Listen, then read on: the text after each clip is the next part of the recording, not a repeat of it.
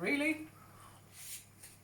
Hi everyone. So, as you see, Serge is a professional, and I'm not. Today I'm making minestrone, or as we called it growing up, minestrone. Okay, we used to get it out of a packet, and we loved it.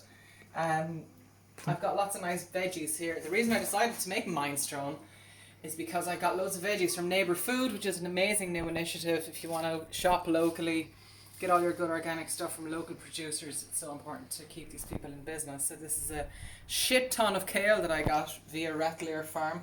Thanks guys. I'm going to make some kale cakes, some kale muffins, some kale soup and some kale tea. Otherwise, the ingredients are 2 cloves of garlic chopped, 1 onion chopped, 2 carrots chopped. No, I'm not chopped, Saoirse. Okay, these are chopped, right? So I'm going to heat up a little bit of olive oil. Fairly decent olive oil because it's minestrone, so it deserves, you know, some nice olive oil.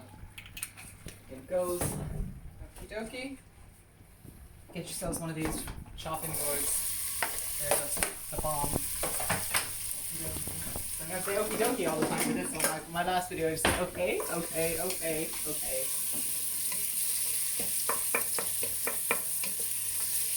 So while those veggies are cooking, okay, I'm going to show you the handiest way to prepare celery for something like this. Celery gives fantastic flavour in a soup like this.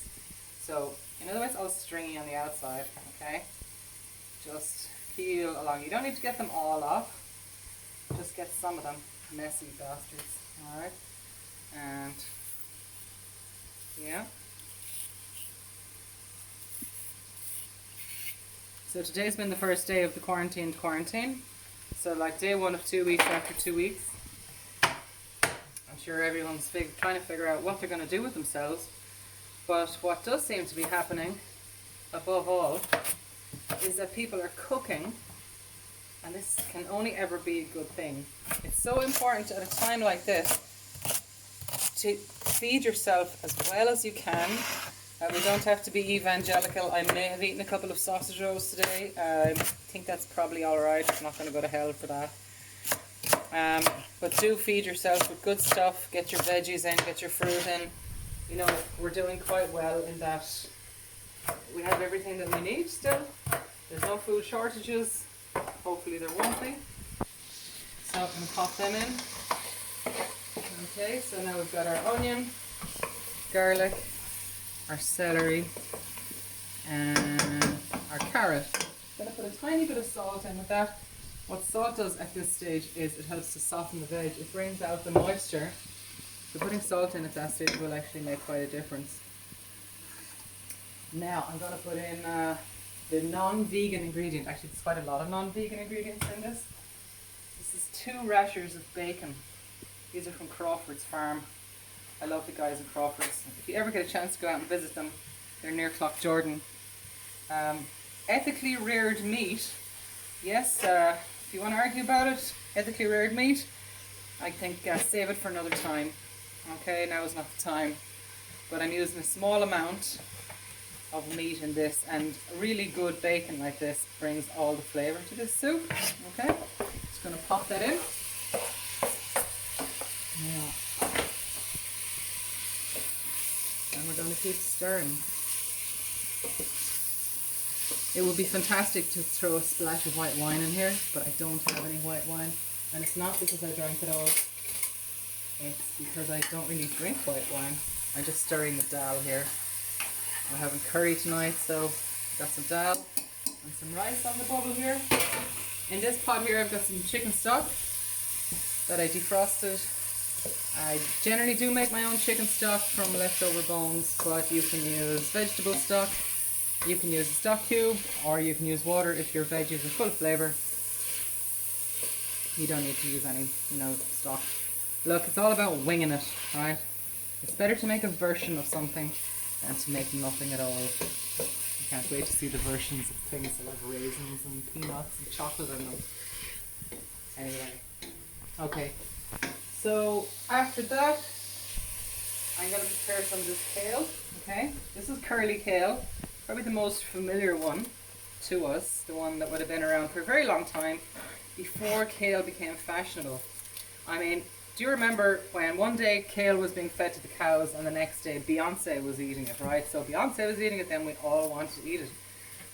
A food company in America, I can't remember which one, did actually run an experimental campaign called Eat More Kale. This is a true story. And they wanted to see if it could work on something like kale. And it did. But the thing is that kale, right, it's a pretty tough vegetable. And if it's eaten by cows, and cows have how many stomachs, Saoirse? 4. 4 stomachs, okay? Now some of us might feel like we have 4 stomachs because we just got one huge gut from eating magnums all day. In fact, it takes a lot of digestion, okay, to work on this. And it should not be eaten raw. So this trend of shredding up kale and putting it in smoothies, there's different types of kale as well. There's much softer ones. There's Ragged Jack kale, there's Red Russian kale, there's Cavallo Nero, it's probably my favourite. But this one, don't eat it raw. It needs to be cooked. Your poor old tummy, you know, will not like you if you have it raw. Look at those beautiful colours. Fab. Okie dokie. So, got our veggies, got our bacon. And after that, really, what I have here is a tin of strained and rinsed borlotti beans, okay? And I got some orzo pasta, that's basically rice-sized pasta. And then I got a tin of tomatoes, and other than that, so I'm just going to lob all of those in here. So in goes my stock. Balls, turned off the wrong thing. Right, stock's gone in. Plop! Nice one. Tomatoes are gone in.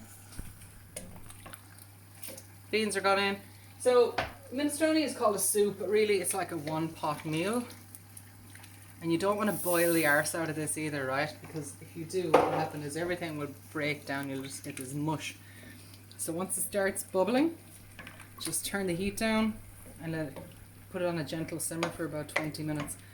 And I'm going to just season that with a little bit of salt and pepper, maybe throw in some fresh thyme and rosemary. And that's it. Thanks for watching. Don't do that!